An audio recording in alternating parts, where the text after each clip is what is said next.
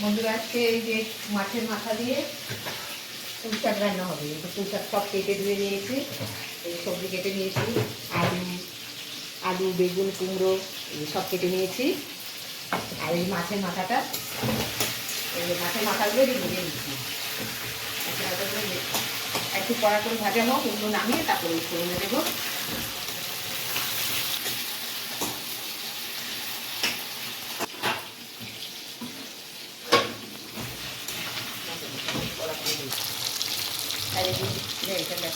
মাছের মাথা দিয়ে ঘন্ট করবো আর ডিম কারি করবো, এরপর হাঁসের ডিমের কারি।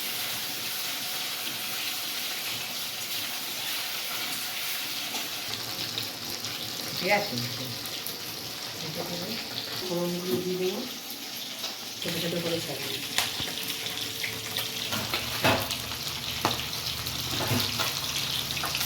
ভাজা হয়ে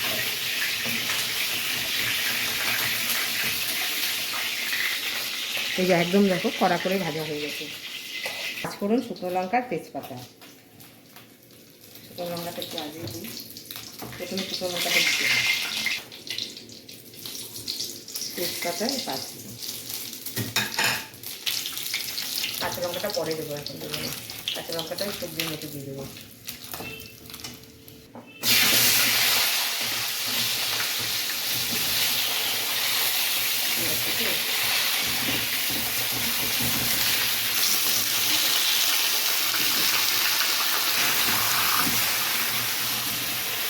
এই সবজিগুলো সিদ্ধ হবে তো, সবজিগুলো একটু ভাজা ভাজা করে নেবো।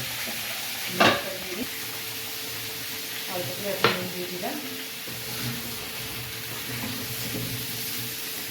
এটা এখন ঢেকে দিলাম, সবজিগুলো একটু মজে যাবে, তারপরে আমি শাকটা দেবো। সবজিগুলো একটু বড় বড় কাটা তো, লঙ্কাটা দিবি। এই সবজিগুলো দেখো অনেকটা ভাজা ভাজা হয়ে গেছে, এবার আমি একটু শাক দিয়ে দিচ্ছি।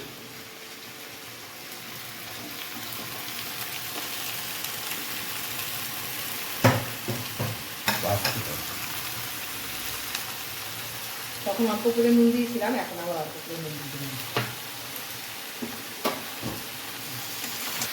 গ্যাসটা বন্ধ। এবার ঢেকে দেবো, এবার সব সবজি শাক সব একবারে সিদ্ধ হবে, তারপরে আমি মাছের মাথাগুলো দেবো। এখন মাছের মাথাগুলো দেবো না, কেন মাছের মাথাগুলো একদম গলে যাবে। মাছের মাথাগুলো আমি একটু পরে দেবো। দিয়ে দিয়েছি, মানে যে পুঁই শাক রান্না হয়ে গেছে। এবারে যে স্বাদ মতন মিষ্টিটা দিয়ে দিই। শাক যেহেতু একটু মিষ্টি তো দিতেই হয়, আর সব রান্নার মধ্যে একটু মিষ্টি দিলে রান্নার একটু স্বাদটা একটু অন্যরকম আসে। একটু দিয়ে দিলাম, একটু মিষ্টি দিয়ে নামিয়ে দেবো। নামিয়ে ফেলছি।